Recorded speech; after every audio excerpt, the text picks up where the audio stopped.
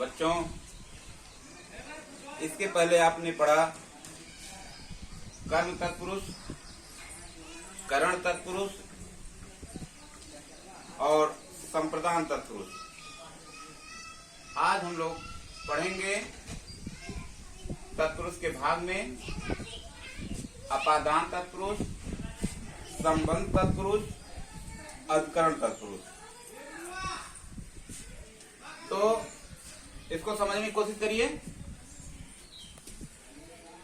पंचमी तत्पुरुष में आता है अपादान तत्पुरुष। इसका चिन्ह से अलग होने के लिए, जैसे उदाहरण के माध्यम से समझने की कोशिश करिए, समझ में आएगा। जैसे घोड़े से घुड़सवार गिरा, अलग हो रहा है। वृक्ष से पत्ते गिरते हैं, वृक्ष से पत्ता अलग हो रहा है, इसलिए यहाँ अपादान तत्पुरुष है। फिर उदाहरण द्वारा समझने की कोशिश करिए।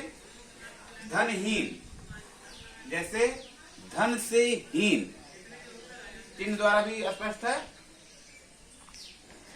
नेत्रहीन, नेत्र से हीन, जिसके पास नेत्र ना हो, नेत्र से हीन। बलहीन, बल से हीन। इसके पहले हमने विभक्तियां बताई थी, चिन्ह बताए थे कि कर्ता ने कर्म को करण से संप्रदान के लिए, अपादान से अलग होने के लिए। जब कोई चीज किसी से अलग होती है तो वहां अपादान तत्पुरुष हो जाता है। कारक जब बताएंगे तो और स्पष्ट हो जाएगा।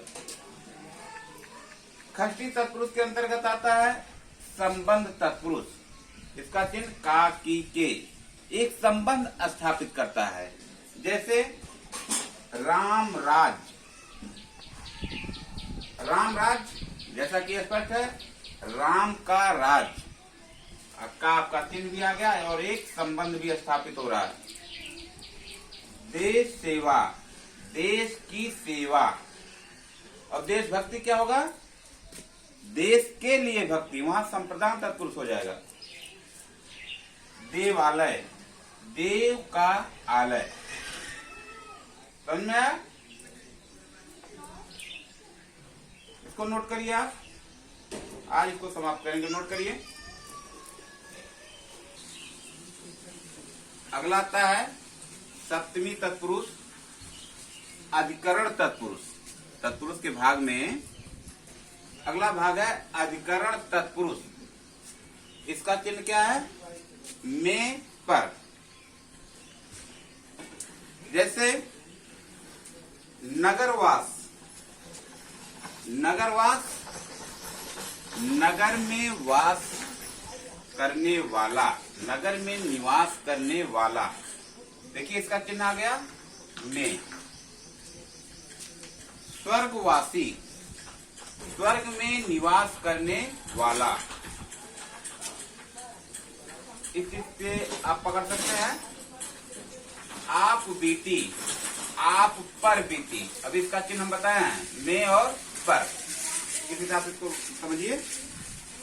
अब लास्ट आपका आता है समास में बहुव्रीहि समास। इसकी परिभाषा पहले समझिए, फिर समझ में आ जाएगा। कह रहा है कि इस समास में कोई भी शब्द प्रधान नहीं होता, दोनों शब्द मिलकर एक नया अर्थ प्रकट करते हैं। फिर समझिए, इस समास में कोई भी शब्द प्रधान नहीं होता, बल्कि दोनों शब्द मिलकर एक नया अर्थ प्रकट करते हैं। उदाहरण के माध्यम से समझने की कोशिश करिए। जैसे दशानन, दस है आनंद जिसके, दस है आनंद जिसके अर्थात रावण। लंबोदर, लंबा है उदर जिसका, अर्थात गणेश। फिर से आइए परिभाषा पर। परिभाषा क्या कह रहा है? इस समास में कोई भी शब्द नहीं प्रधान होता, बल्कि दोनों शब्द मिलकर एक नया अर्थ प्रकट कर रहे हैं। लंबोदर, लंबा है उदर जिसका, अर्थात गणेश।